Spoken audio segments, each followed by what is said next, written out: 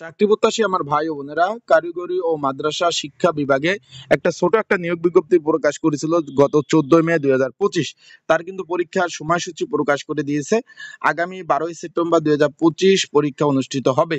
এখন এখানে বিভিন্ন পদের পরীক্ষা হবে সকাল 10টায়। আর তারা কিন্তু নোটিশ প্রকাশ করে দিয়েছে। আজকে আমরা দেখবো নোটিশে কি লিখছে এবং এখানে পরীক্ষার্থী কতজন, পরীক্ষা এমসিকিউ হবে না লিখিত হবে, সেই বিষয়ে আমরা আজকের এই ভিডিওর মাধ্যমে আলোচনা করার চেষ্টা করব।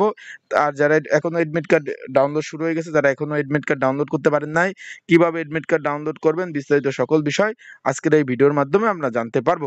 চলুন ভিডিওটা শুরু করে দেই। তার আগে বলে দিই, আপনারা যারা আমার ইউটিউব চ্যানেলে নতুন তারা অবশ্যই আমার ইউটিউব চ্যানেলটা সাবস্ক্রাইব করে রাখবেন। ফেসবুক পেজ থেকে ভিডিও দেখলে অবশ্যই ফলো করবেন, লাইক কমেন্ট শেয়ার করে অন্যকে দেখার সুযোগ করে দিবেন। আমরা দেখতে পাচ্ছি এখানে তারা বিষয় দিচ্ছে কারিগরি ও শিক্ষা বিভাগের শূন্য পদে জনবল নিয়োগের 5 ক্যাটাগরি পদের 8টি শূন্য পদের তারা অনলাইনে যারা আবেদন করছেন তাদের লিখিত পরীক্ষার সময়সূচি তারা প্রকাশ করে দিয়েছে। আশা করি বিষয়টা বুঝতে পারছেন। আমরা এখানে দেখি কি লেখছে। সংশ্লিষ্ট সকলে অবগতের জন্য জানানো যাচ্ছে যে শিক্ষা মন্ত্রণালয় এর কারিগরি ও শিক্ষা বিভাগের ক্যাটালগার পদ শূন্য পদ ছিল একটি। তারপর অফিস সহকারী মানে কম্পিউটার অপারেটর একটি শূন্য পদ ছিল, 13তম গ্রেড 12তম গ্রেড। তারপরে এখানে ছিল আপনার 7 মুদ্রাক্ষিক কাম কম্পিউটার অপারেটর দুইটি পদ ছিল 13তম গ্রেড, এবং অফিস সহকারী কাম কম্পিউটার মুদ্রাক্ষিক দুইটি শূন্য পদ ছিল 16তম গ্রেড, অফিস সহক দুইটি পদ ছিল 20তম গ্রেডের। আপনারা আশা করি বিষয়টা বুঝতে পারছেন। এখন এইখানে মোট পরীক্ষার্থীর সংখ্যা দাঁড়িয়েছে 5128 জন। মানে আপনারা কোন দেশ আছেন ভাই? আমরা যদি এভারেজ হিসাব করি, মাত্র 8টা পদ। পদ সংখ্যা কিন্তু বেশি না ভাই, পদ হলো মাত্র 8টা পদের বিপরীতে এখানে 5000 কতজন এখানে আমরা দেখলাম 5100 জন, 128 জন আবেদন করছে।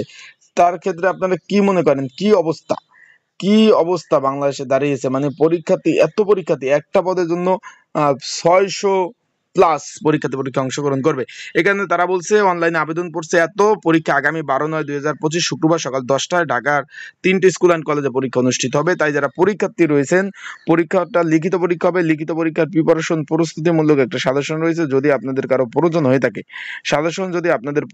থাকে, স্ক্রিনের উপর হোয়াটসঅ্যাপ নাম্বার রয়েছে, ডিসক্রিপশন বক্সে নাম্বার রয়েছে, এই নাম্বারে আমাকে মেসেজ করতে পারেন। মেসেজ করে যোগাযোগ করে আপনারা সাজেশনটা নিতে পারবেন। আরেকটা বিষয়বস্তুটা হলো, এখানে পরীক্ষার যে আপনার এডমিট কার্ডে যে বিষয়গুলো লেখা রয়েছে সেই ডকুমেন্টগুলো সুন্দরভাবে নিয়ে যাবেন। আর যারা এখন এডমিট কার্ড ডাউনলোড করতে পারেন নাই, তারা অবশ্যই আমার হোয়াটসঅ্যাপ নাম্বারে মেসেজ করবেন। আমি আপনাদের এডমিট কার্ডগুলো সুন্দরভাবে ডাউনলোড করে দেওয়ার চেষ্টা করব। এখানে আপনারা এই যে tmedteletalk.com এর মাধ্যমে আপনারা কিন্তু এডমিট কার্ড ডাউনলোড করতে পারবেন।